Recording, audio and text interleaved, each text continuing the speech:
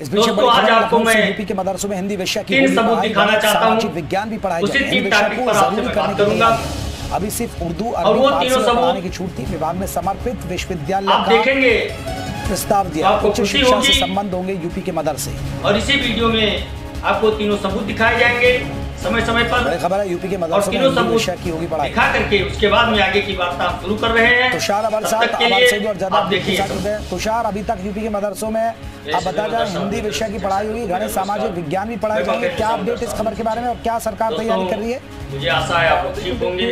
मदरसों की गुणवत्ता को और बढ़ाने के लिए और योगी सरकार आज आपको मैं इतनी टाइम गणित और सामाजिक विज्ञान ताजा अपडेट मैं आप लोगों को देना चाहता हूँ। सब्जेक्ट है वो विशेष सूत्रों से जानकारी मिली है। आपको बताऊं तो अभी तक यहाँ पे उर्दू अरबी और उससे पहले को पढ़ाने की छूट थी, लेकिन अब मैं आप लोगों से एक निवेदन करना चाहता हूँ दोस्तों, सब्जेक्ट वहाँ पे पढ़ाने की तैयारी कर रही है कि आप लोग और भाषाओं का ज्ञान हो सके। बढ़ चढ़ के आपको बताऊं तो मदरसों के आधुनिकीकरण को लेकर योगी सरकार ने आदेश दिया। देश की आजादी का जश्न मनाया जाएगा 15 अगस्त को। लेकिन अब योगी सरकार वहाँ पे बढ़ चढ़ करके हिस्सा ले, पढ़ाएगी और तिरंगा यात्रा निकाले, पढ़ाने की तैयारी कर रही है और अपने अपने मदरसे में सांस्कृतिक कार्यक्रम का आयोजन करवाएं, बच्चों का मनोबल बढ़ाएं। में जो बच्चों को पढ़ाया जाता है, इसके अलावा भी और भी जो सब्जेक्ट है वो वहाँ आप पर पढ़ाए जाए। कल भी यही वजह है कि तिरंगा यात्रा निकाल सकते हैं।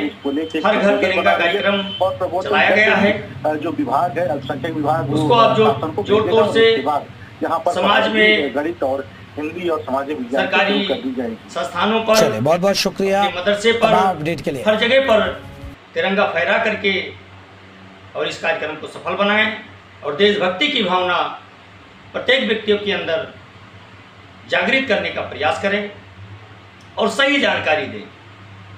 जो लोगों के अंदर भ्रम की स्थिति है उसको दूर करें और सही जानकारी दे करके उनको देशभक्त बनाएं, क्योंकि आज वक्त की मांग है कि प्रत्येक व्यक्ति को अपने देश से प्रेम करने की जो लालसा होती है वो जागृत किया जाए।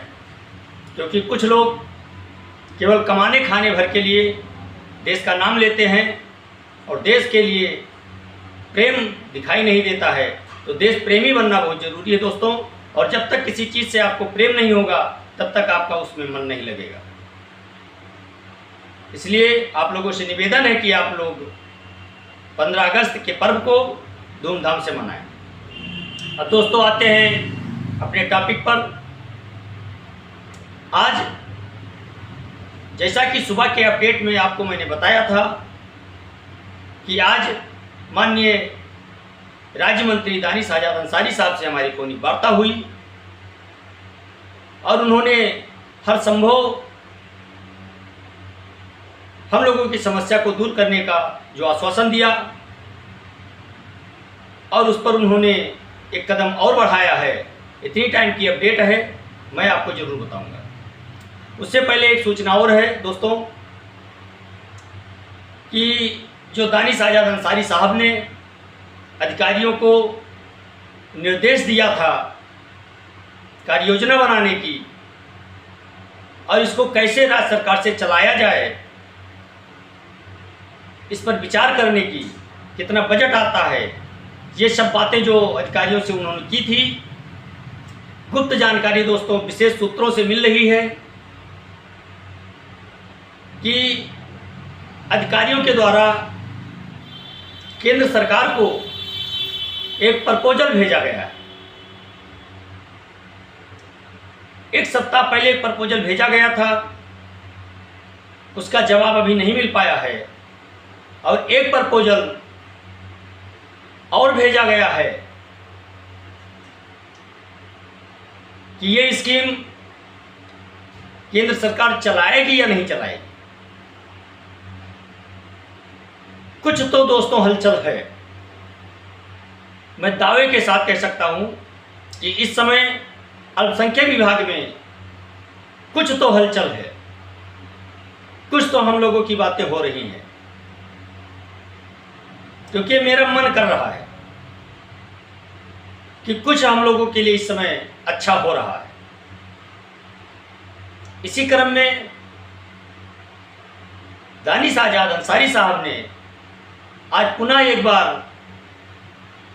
किरण रिजिजू जी से और एक विभागीय मंत्री जी से भी मुलाकात की है और अल्पसंख्यकों की समस्या को दूर करने के लिए शैक्षिक कार्यों की स्थिति को और मजबूत करने के लिए, उसमें आ रहे व्यवधानों को दूर करने के लिए केंद्रीय मंत्री से उनकी मुलाकात हुई है। उन्होंने अपने फेसबुक आईडी पर पोस्ट करके इसकी जानकारी दी है। दोस्तों, इससे ये अंदाज़ा लगाया जा सकता है कि दानिश आज़ाद अंसारी साहब जो कह रहे हैं, कहीं ना कहीं उसको सच साबित करने के लिए वो इस समय भरपूर प्रयासरत हैं। और मुझे आशा है, उम्मीद भी है कि हम लोगों का कार्य होगा। और अभी जो इस समय की वर्तमान स्थिति है, इससे ये अंदाज़ा लगाया जा सकता है कि जिस दिन दानिश आज़ाद अंसारी साहब ने एक वीडियो जब अपने पेज पर उन्होंने पोस्ट किया, अल्पसंख्यक कैबिनेट मंत्री संबंधित अधिकारियों के सामने उन्होंने जब इस वार्ता को किया और उन्होंने एक वीडियो संदेश भेजा, उसी दिन से हम लोगों की समस्या के निदान के लिए दानिश आज़ाद अंसारी साहब के द्वारा काफ़ी तेज़ी लाई गई है। और विभाग से भी ऐसी कुछ सूचनाएं मिल रही हैं कि कुछ तो होना शुरू हुआ है।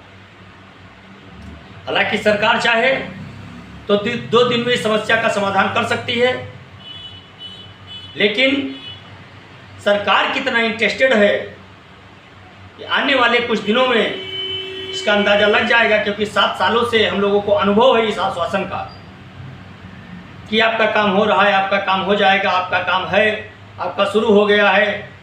तो इस चीज़ से हम लोग एकदम से अवगत हो चुके हैं पूर्ण रूप से। इसलिए हम लोग इसमें बहुत मजबूती के साथ इंतज़ार भी कर रहे हैं।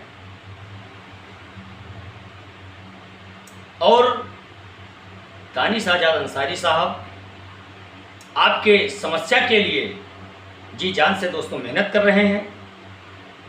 और उन्होंने एक बात और कही है, जब हमारी बात हुई सुबह तो उन्होंने एक बात और कहा कि देखिए, हम ये नहीं चाहते हैं कि आप लोगों को बार बार ये समस्या आए, इसलिए मैं चाहता हूं कि आप लोगों की समस्या का समाधान हमेशा हमेशा के लिए हो, बार बार उसमें व्यवधान न पैदा हो, ये कोशिश हम लोग कर रहे हैं।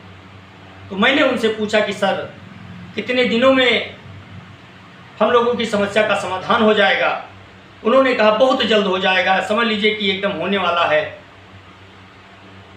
तो हमने उनका हृदय से आभार व्यक्त किया और कहा ठीक है सर, हम आपसे फिर संपर्क करेंगे।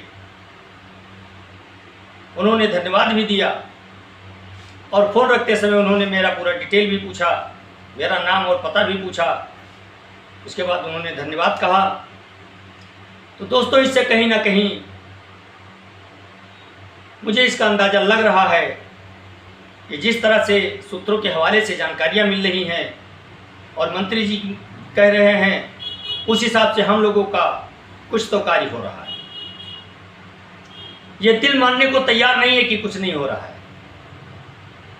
क्योंकि इतना कॉन्फिडेंस के साथ मंत्री महोदय जी कभी अधिकारियों से बैठक किया नहीं।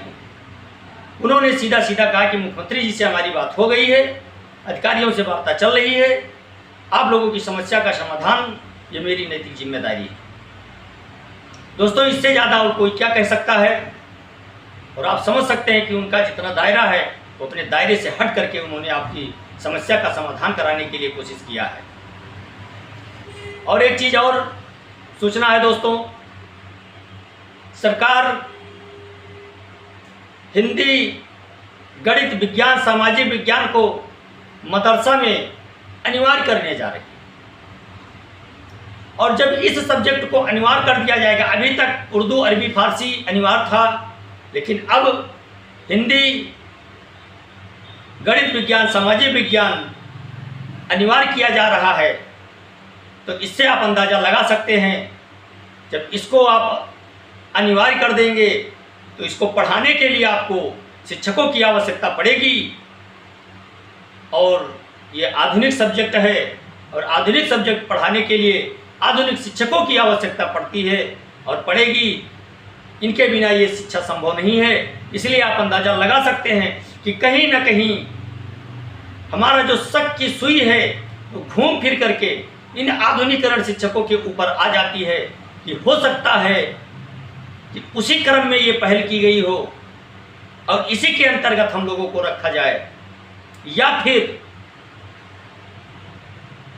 हम लोगों के लिए कोई नई स्कीम बनाई जाए, या हम लोगों को कहीं अलग समायोजित किया जाए। लेकिन जहाँ तक मेरा मानना है कि सरकार आधुनिक विषयों के पढ़ाने के लिए मदरसे में बढ़ावा दे रही है, तो अगर आधुनिक विषयों को पढ़ाने के लिए वो बढ़ावा दे रही है तो आधुनिक शिक्षकों की आवश्यकता उसको पड़ेगी। और हम लोगों की नियुक्ति शिक्षा मंत्रालय के गाइडलाइन से हम लोगों की नियुक्ति हुई थी दोस्तों उस समय। बाद में हम लोगों का मंत्रालय चेंज किया गया है, HRD मंत्रालय से उठा करके अल्पसंख्यक मंत्रालय में कर दिया गया है। तो जो गाइडलाइन हम लोगों को दिया गया था उस गाइडलाइन के हिसाब से हम लोगों की नियुक्ति हुई थी और कहीं ना कहीं हम लोग उसमें पात्र घोषित होंगे, क्योंकि जो दक्षता है हम लोगों की उसमें हम लोग पात्र पाए जा रहे हैं। इसलिए हम लोगों को पूर्ण विश्वास है कि इसमें हम लोगों को जरूर रखा जाएगा अगर ऐसी व्यवस्था की जाती है तो। अगर ऐसी व्यवस्था नहीं की जाती है तो हम लोगों के लिए कोई नई स्कीम चालू की जाएगी, वो भी नहीं की जाती है तो हमको कहीं समायोजित किया जाएगा। लेकिन मुझे आशा उम्मीद है, हमारे उम्मीदों का इस समय किरण दिखाई दे रहा है। मुझे काफ़ी कॉन्फिडेंस आ रहा है धीरे धीरे करके कि हम लोगों का कार्य अब अपने आखिरी पड़ाव की तरफ धीरे धीरे चलना शुरू कर दिया है। इसलिए आप लोगों से मैं कहना चाहता हूं, मेरे भाई मेरे दोस्त, अनर्गल टिप्पणी ना करें, अनर्गल बातें ना करें, छीटाकाशी ना करें। जो कोशिश कर रहा है उसको आप कोशिश करने दें। अगर आप कुछ नहीं कर सकते हैं तो उसका हौसला अफजाई करें, ना कि उसके हौसलों को तोड़ने का कार्य करें। आप उसके हौसलों को बढ़ाते रहें और जब जरूरत पड़े तो आप उनका साथ दीजिए। एकता में बल होता है दोस्तों, और एकता बना करके अगर रहोगे तो नफे में रहोगे। अनेकता में आपने देख लिया 7 सालों से नुकसान के अलावा आपको मिला नहीं कुछ। इज्जत, शोहरत, सम्मान, जो कुछ भी आपको मिला था, जो आपके सामने बोल नहीं पाता था, वो आज आपसे आंखें मिला करके आपसे सवाल पूछ रहा है। तो आपको समझ जाना चाहिए कि अब स्थितियां कुछ गड़बड़ हो चुकी हैं। जो मुझसे बात नहीं कर सकता था वो आंखों में आंखें डालकर मुझसे सवाल कर रहा है। तो कहीं ना कहीं मेरी कमी भी इसमें है। इस गलती को अपने एक्सेप्ट करना चाहिए और नए सिरे से संयुक्त मोर्चा जिस तरह से बना है उसके बैनर तले सच्चे मन से आकर के और एक दूसरे का सहयोग करते हुए, अपने अनुभव का लाभ उठाते हुए मदरसा आधुनिकरण शिक्षकों की लड़ाई को लड़ा जाए तो हम लोग जल्दी कामयाब होंगे।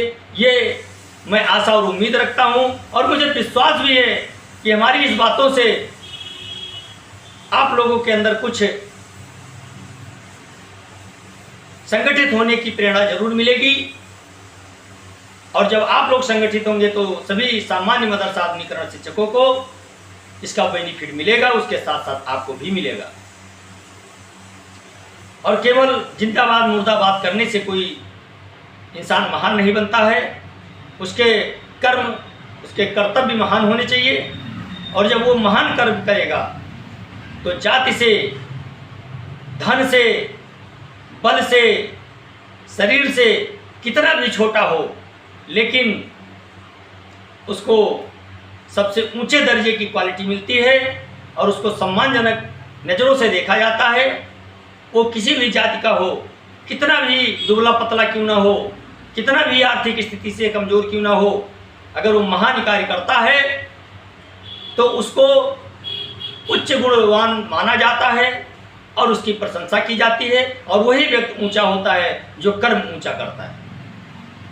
इसलिए दोस्तों, आप लोग किसी के ऊपर टीका टिप्पणी गलत ना करें, किसी के ऊपर टोका टोकी ना करें, किसी का मजबूरी का लाभ न उठाएं। अब फिर आप लोगों के सामने मैं नए अपडेट के साथ उपस्थित होऊंगा। तब तक के लिए नमस्कार, जय हिंद, जय भारत।